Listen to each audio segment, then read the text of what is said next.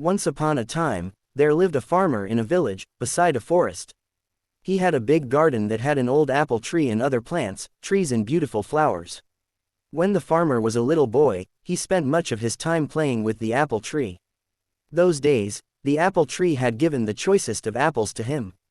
However, as time passed, the apple tree became old and stopped bearing fruits. Now that the farmer was not getting any apples from the tree, he decided that the tree was useless. Therefore, he decided to cut the tree and use its wood to make some new furniture.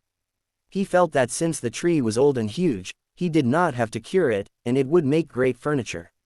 He forgot that as a boy, he had spent his entire childhood climbing the tree and eating its apples.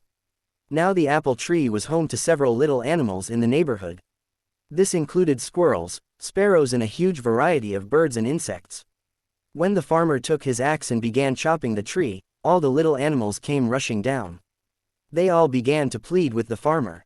They gathered round the farmer and said, "Please don't cut the tree. We used to play with you when you were small, under this very tree. This is our home and we have no other place to go." The farmer was adamant. He raised his axe and the commotion grew. "Please don't chop and destroy my home and kids," cried the squirrel. "Please don't chop and destroy my nest," cried the little birds. "Please don't cut the apple tree," cried the grasshopper. The farmer, however, forgot his childhood and his animal friends.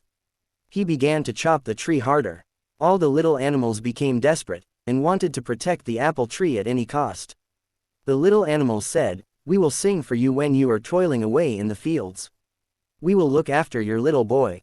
He will not cry, but instead will be entertained and happy. You will like our songs and will not feel tired." However, their cries for help fell on deaf ears. Despite all their requests, the farmer continued to chop down the tree. All of a sudden, he noticed something shiny. On inspecting it, he realized that it was a beehive, full of honey. He took a little and put it in his mouth. The taste of the honey woke up the little boy in him.